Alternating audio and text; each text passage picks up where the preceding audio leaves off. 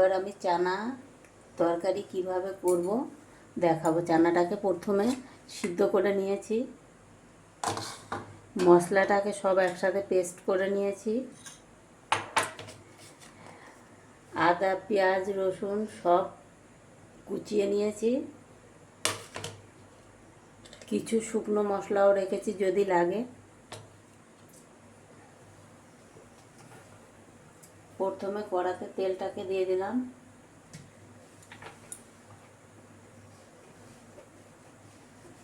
তেলটাকে দিয়ে এবার প্রথমে পেঁয়াজটাকে দেবো।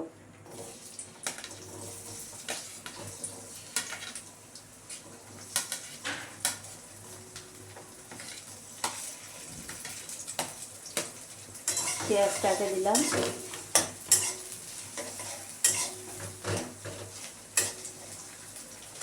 পেঁয়াজটা ভাজা হয়ে এসছে। এবার আমি রসুনের টুকরোগুলোকে দিয়ে দেবো। রসুনের টুকরোগুলোকে দিয়ে দিলাম,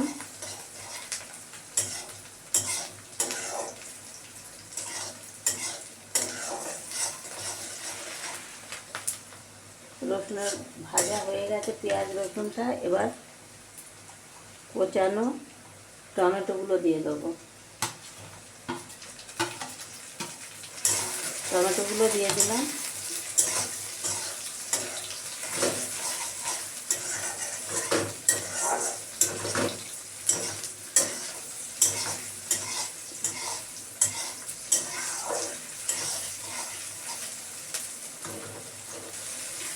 মশলাটা সুন্দর লাল লাল করে ভাজা হয়ে গেছে।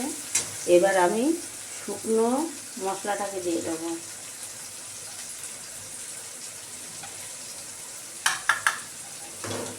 পুরো মশলাটাকেই আমি দিয়ে দিলাম, দিয়ে নেড়ে নেব।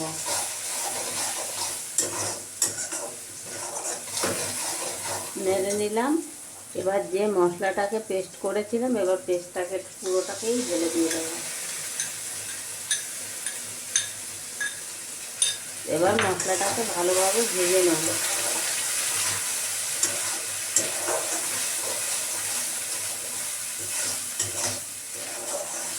মশলাটাকে ভালোভাবে ভেজে নেব। মশলাটা ভাজা হয়ে গেছে। এবার এই সিদ্ধ চানাটাকে দিয়ে দেবো।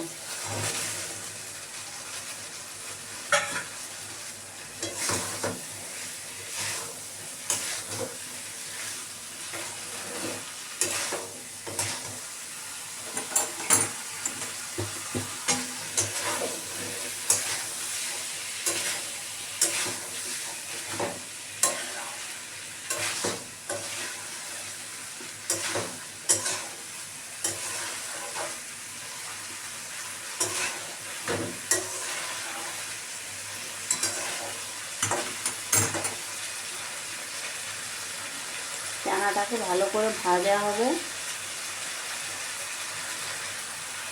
চানাটা ভালো করে ভাজা হয়ে মশলাটার সাথে ভালো করে কষে নিয়েছি।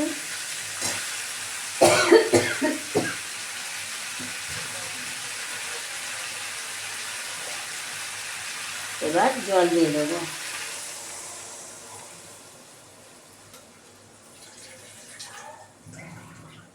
জল দিয়ে দিলাম, জল দিয়ে ভালো করে মিশিয়ে নেব।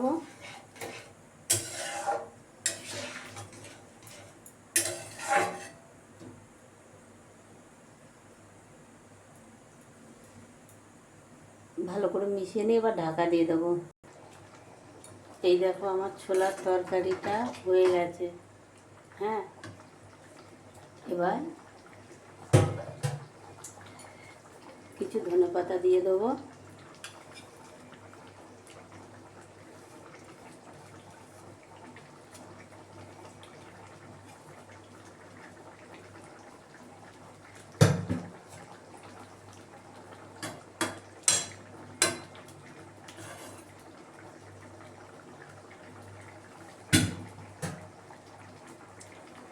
হয়ে গেছে। এই দেখো হয়ে গেছে। আমি এখন নামিয়ে নিলাম। দেখছো চানার তরকারি। দেখো বন্ধুরা, আমার রান্না হয়ে গেছে, খেতে দিয়ে দিয়েছি, খাচ্ছে, দেখে নাও।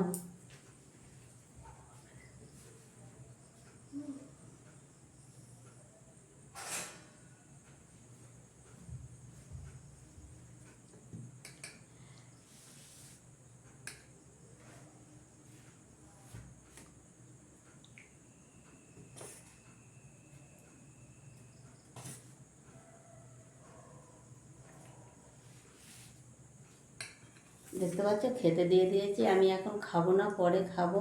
আজকে আমাদের এই রাত্রের মেনু ছিল। ভিডিওটা কেমন লাগলো, যদি ভালো লাগে লাইক কমেন্ট করে জানিও।